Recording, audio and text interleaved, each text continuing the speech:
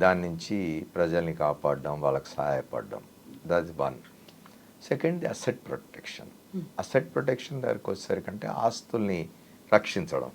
ఆస్తులు అంటే ఏమిటి? మనుషులు నివసించే భవనాలు, ఇళ్ళు, లేకపోతే వాళ్ళకు సంబంధించిన స్థలాలు కాదు.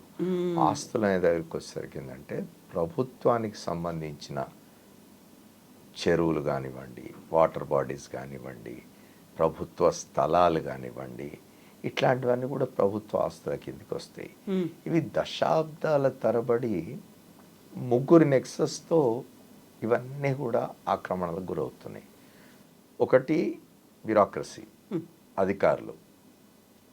ఫస్ట్ థింగ్, ఈ చెరువులు, కుంటలు ఉండే దగ్గరలో ఉండే రైతులు కానీ ఇతరులు కానీ భూములు ఉంటాయి కదా, వాళ్ళు ఫస్ట్ లాభానికి అమ్మేసుకోవాలి భూములు, లేదా వేరే దీంతో అమ్మడం.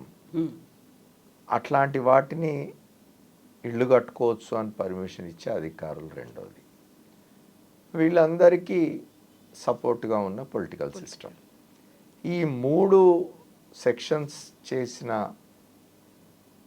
పని కారణంగా ఇవాళ హైదరాబాద్ కానీ తెలంగాణ ప్రాంతంలోని ఇతర జిల్లాలు కానీ పక్క రాష్ట్రమైన ఆంధ్రప్రదేశ్లో కానీ ఎక్కడైనా కూడా ఇవాళ వర్షం విలయం సృష్టించడానికి కారణం ఏంది అంటే ఆక్రమణలు. చెరువులను ఆక్రమించినాం. హైదరాబాద్, యాక్చువల్గా హైదరాబాద్ నగరం అనేది కొన్ని వందల గ్రామాలతో కలిసిన ఇది నగరం, హైదరాబాద్ నగరం. కొన్ని వందల చెరువులు. హైదరాబాద్ నగరానికి మంచినీటి సౌకర్యం కల్పించడానికి నవాబుల కాలంలో, నిజాం కాలంలో తవ్విన కొన్ని చెరువులు, హుస్సేన్ సాగర్ కావచ్చు, ఉస్మాన్ సాగర్ కావచ్చు, హిమాయత్ సాగర్ కావచ్చు, మూసీ, ఇవన్నీ కూడా. మూసీ నది ఇవాళ ఎట్లా ఉన్నది? మొత్తం మురికి కాల్వగా తయారైంది. లేదా దాని మీద ఎంక్రోచ్మెంట్స్ వచ్చేసి అసలు మూసీ నది అనేగా అనిపించకుండా పోయింది. ఇటీవల కాలంలో గత 10-15 సంవత్సరాలుగా దాన్ని మూసీ రివర్ ఫ్రంట్ని మళ్ళీ మేము రివైవ్ చేస్తామని ఒక మాట పాలిటీషియన్స్ నుంచి వినబడుతుంది, ప్రభుత్వాల నుంచి వినబడుతున్నది. దానికోసం ఏదో కార్పొరేషన్ లాంటిది కూడా వేసినట్టు 5,000 కోట్లు ఇది చేస్తామంటారు. ఇప్పుడున్న ప్రభుత్వం, కాంగ్రెస్ ప్రభుత్వం కూడా సీరియస్గానే చేస్తూ ఉంటుంది. నేనేమంటున్నా అంటే, మీరు చెరువులను, కుంటలను, వీటన్నిటిని ఆక్రమించేసి నాలాలు, ఇప్పుడు ఏం కావాలి? ఒకటి, వర్షం పడితే ఆ వర్షం నీళ్లు పోవాల్సిన చోటుకి వెళ్ళే మార్గం ఉండాలి. రెండవది డ్రైనేజీ వ్యవస్థ. మీరు వర్షం నీళ్ళు ఇవాళ మీరు జూబ్లీహిల్స్ కొండల మీద ఇళ్ళు కట్టుకొని కూర్చొని ఉంటే, మామూలుగా జూబ్లీహిల్స్ మీద వర్షం పడితే జూబ్లీహిల్స్లో పడే వర్షపు నీళ్లు ఎటు పోయేవి? ఇటు కిందికి వెళ్తూ పంజగుట్ట మీదుగా హుస్సేన్ సాగర్లోకి పోయేవి, అటు ట్యాంక్ బండ్లోకి పోయేవి. అటు పోకుండా ఆపి అక్కడంతా ఆక్రమణలు అయ్యి జూబ్లీహిల్స్, బంజారా హిల్స్ కింద పంజగుట్ట ఏరియాస్ అన్నీ మొత్తం అంతా మీరు బిల్డింగ్స్ కట్టేసి హుస్సేన్ సాగర్లోకి పోకుండా చేసి, హుస్సేన్ సాగర్ను కూడా ఆక్రమించేసి, ఒక నెక్లెస్ రోడ్ కట్టి, ఒక ప్రసాద్ ఐమాక్స్ కట్టి, ఒక ఎన్టీఆర్ స్మృతివనం కట్టి, ఇట్లాంటివన్నీ చేసి అక్కడ మీరు అటువైపు నీళ్లు పోకుండా చేయడానికి ఏం చేసినారు? జూబ్లీహిల్స్ మీద పడే వర్షం నీళ్ళన్నీ కూడా ఇటువైపు కింద టోలీ చౌకి ఇది చేసినారు, మళ్ళీ ఇచ్చినారు. దాంతో ఏమవుతుంది? పెద్ద వర్షం పడి నీళ్లు పోతే అవన్నీ టోలీ చౌకి లాంటి బస్తీల్లో, పేదలు నివసించే బస్తీల్లోకి పోయి అనేక మంది ప్రాణాలు కోల్పోతున్న పరిస్థితి. ఇవన్నీ ఎవరు చేస్తున్నారో? పాలకులు చేస్తున్నారు. ఎందుకు చేస్తున్నారు అంటే ఈ నెక్సస్, రాజకీయ నాయకులు, రెవెన్యూ వ్యవస్థ, బ్యూరోక్రసీ, వీళ్ళంతా కలిసి వీళ్ళని ఆక్రమణలు, real estate mafia. Real estate ఇవాళ హైదరాబాద్లో భూమి అనేది ఒక పెద్ద వ్యాపార వనరు ఇవాళ హైదరాబాద్. కాబట్టి ఎక్కడ భూములు లేకుండా పోయినాయి. నాలాల మీద ఇళ్ళు కట్టినారు. నిన్న మీరు చూసినారు, ఇక్కడ మోకిలా అనే ప్రాంతంలో ఒక విల్లాల సముదాయం, ఒక్కొక్క విల్లా 6 కోట్ల రూపాయలు. అట్లాంటివి 120-130 విల్లాలు. అంతా కూడా చాలా బయట ఎక్కడో అమెరికాలో అక్కడ ఉద్యోగాలు చేసి డబ్బులు సంపాదించుకున్న వాళ్ళు, లేదా వ్యాపారాలు డబ్బులు సంపాదించుకున్న వాళ్ళు వాళ్ళంతా నిన్న ఆ నీళ్ళలో నిలబడి చెప్తున్నారు, అసలు మాకు ఇది తెలిస్తే మేము కొనుక్కునే వాళ్ళం. ఎవడు కొనుక్కోమన్నాడు నిన్ను ఇవన్నీ? చూసి విల్లా అనగానే అది కనిపించగానే హాయిగా బ్రహ్మాండంగా ఉందని పోయినారు మీరు. అది చెరువా, శిఖమా, కుంటనా, ఇంకేమన్నా చూసినారా? నాల మీద కడుతున్నారా? ఇవాళ నిన్న ఆ మోకిలాలో జరిగిందంతా కూడా నాల మీద కట్టింది. సో ఇట్లాంటివన్నీ చేయడం కారణంగా ఇవాళ ఈ పరిస్థితి వచ్చింది. అది ఏ కారణం చేత ఆలోచన ఎందుకు వచ్చింది ముఖ్యమంత్రికి, రేవంత్ రెడ్డి గారికి అనేది మనకు తెలియదు. అభినందించాలి ఆయనను. ఆ హైడ్రా అనే ఒక సంస్థ పెట్టాలని, దాని ద్వారా ఇట్లాంటి ఆక్రమణలన్నిటి తొలగించాలని చెప్పి. మీరు చాలా పొలిటికల్ విమర్శలు చేస్తున్న వాళ్ళు చేస్తున్నారు, కానీ తొలి దశలో కొట్టిన వీటిలలో ఆస్తుల్లో కాంగ్రెస్ నాయకుడు కేంద్ర మంత్రిగా పనిచేసిన పల్లన్ రాజు సంబంధించింది కూడా ఉంది.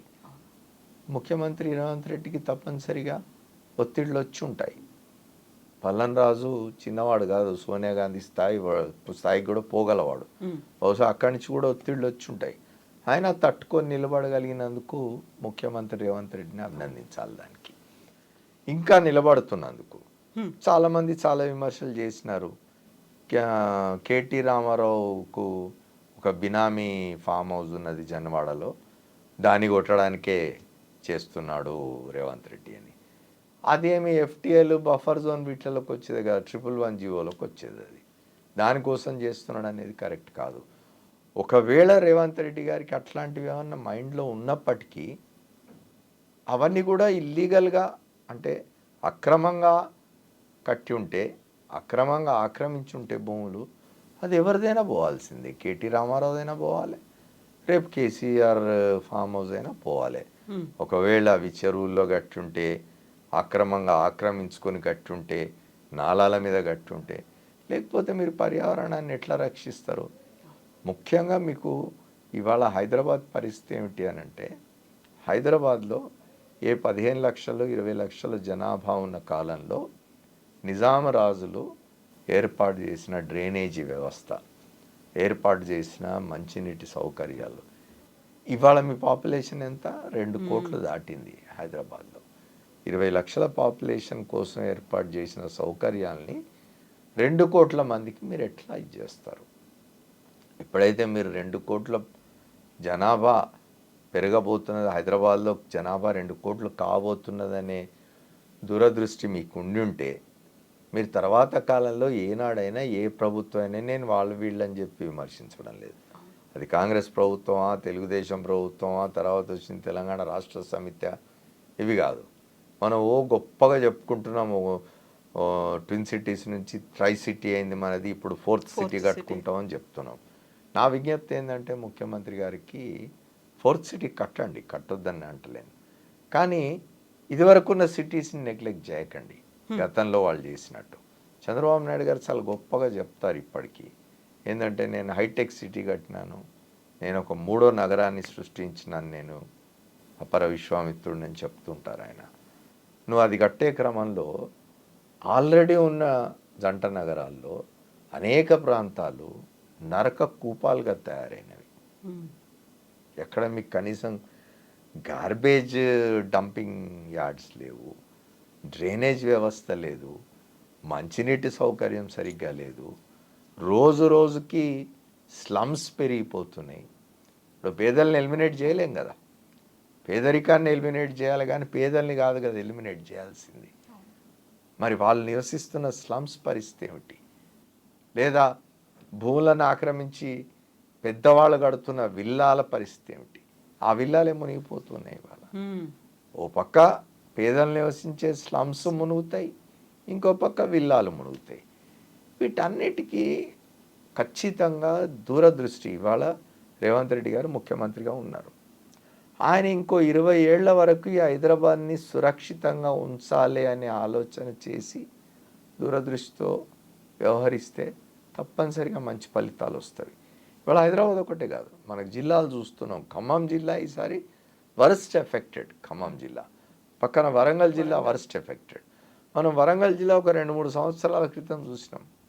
వరంగల్ జిల్లా కేంద్రం, ఉమ్మడి వరంగల్ జిల్లా కేంద్రం మొత్తం మునిగిపోయిన పరిస్థితి, రోడ్ల మీదకి రాలేని పరిస్థితి.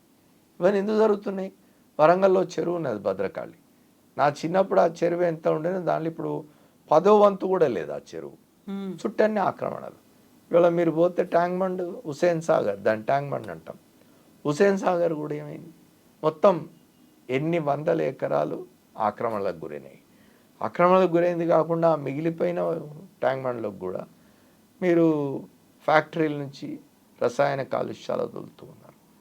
ఇంత పర్యావరణంతో ఆడుకుంటూ ఉంటే, ఇంత పర్యావరణానికి నష్టం కలిగిస్తూ ఉంటే చూస్తూ ఊరుకోవడం ప్రభుత్వాల పని కాదు. అట్లా చూస్తూ ఊరుకుంటే ప్రభుత్వాన్ని క్షమించకూడదు. స్వచ్ఛంద సంస్థలు, పర్యావరణం పట్ల ప్రేమ ఉన్న వాళ్ళు వీళ్ళంతా పనిచేస్తూ ఉన్నారు, మాట్లాడుతున్నారు, ఉద్యమాలు చేస్తున్నారు, కానీ ఏం ప్రయోజనం లేకుండా పోయింది. అందరికీ ఇప్పుడు ఒక చిన్న ఆశ, హైడ్రా. అదొకటి. దీన్ని తప్పనిసరిగా కొనసాగించి చివరికంట ఎక్కడెక్కడ కొన్ని వందల చెరువులు ఉండే హైదరాబాద్లో అవన్నీ రిస్టోర్ చేయగలిగితే ఇంకా అంతకంటే గొప్ప ఇది లేదు రేవంత్ రెడ్డి గారికి. ఇప్పుడైతే ఒక అనివార్యమైనటువంటి పరిస్థితి వచ్చినట్టే కదా సార్. ఇప్పుడు రాజకీయాలు కాదు, టార్గెటెడ్. నిన్న మొన్న తెలంగాణ అంతటా హైదరాబాద్లో పడ్డ వర్షాలు, అది సృష్టించిన బీభత్సం చూసిన తర్వాత ఏ రాజకీయ నాయకుడైనా హైడ్రాని మీరు రద్దు చేయండి, మీరు హైడ్రాతో ముందుకు పోవడానికి వీల్లేదు, రంగనాథ్ అక్కడి నుంచి తప్పించండి అనే పరిస్థితి అయితే లేదు. ఎందుకంటే పొలిటికల్ విమర్శలు వేరు, పొలిటికల్గా ఏమైనా మాట్లాడవచ్చు. కానీ ఎప్పుడైతే ప్రజల ప్రాణాలకు సంబంధించిన వ్యవహారం వస్తుందో, ఎప్పుడైతే ఆస్తుల నష్టానికి సంబంధించిన వ్యవహారం వస్తుందో, పాలిటీషియన్స్ కూడా నేను అనుకోనంత సాహసం చేస్తారని చూడాలి. సార్, ఇప్పుడు నిజంగా ముందుకు వెళ్ళాలి అనుకుంటే హైదరాబాద్లో ఇన్ని చెరువులు ఆల్మోస్ట్ వేల సంఖ్యలో ఉన్నాయి, వందలకు పడిపోయాయి. ఉన్న వందల్లో కూడా 60% పైగా ఎంక్రోచ్మెంట్లు అయ్యాయి. ఇన్ని రకాల లెక్కలు ఉన్నప్పుడు ఎవరైనా పర్లేదు, కమ్ వాట్ మే, ప్రతి ఒక్కరి భవనాన్ని లేకపోతే ప్రతి ఒక్క ఎంక్రోచ్మెంట్ని కూల్చేయాలి అనుకున్నప్పుడు అప్పుడు హైదరాబాద్ పరిస్థితి ఎలా ఉంటుంది సార్? హైదరాబాద్ పరిస్థితి ఎలా ఉంటుంది అంటే తప్పదమ్మా. ఇప్పుడు నేనేమంటున్నా మీకు ఒకసారి గుర్తు చేయాలి. 1977-78లో ఎమర్జెన్సీ అనంతరం చెన్నారెడ్డి గారి ప్రభుత్వం రాగానే ఆయన ఒక ప్రకటన చేసినాడు, అందరం హర్షించినాం. ఆయన ఏం ప్రకటన చేసినాడంటే, నేను హైదరాబాద్ నగరాన్ని విస్తరిస్తాను, నేను శాటిలైట్ టౌన్షిప్స్ కడదాం. మనం హైదరాబాద్ ఏంది నీకు ముంబై లాగానో లేకపోతే కేరళ రాష్ట్రం లాగానో అట్లా కాదు కదా. మనకు హైదరాబాద్ చుట్టేం సముద్రం లేదు, ఇది లేదు. ఎంత దూరమైనా మనం విస్తరించవచ్చు. ఇటు నిజామాబాద్ వైపు పోవచ్చు, ఇటు కరీంనగర్ వైపు పోవచ్చు, ఇటు వరంగల్ వైపు పోవచ్చు, ఇటు మెదక్ వైపు పోవచ్చు.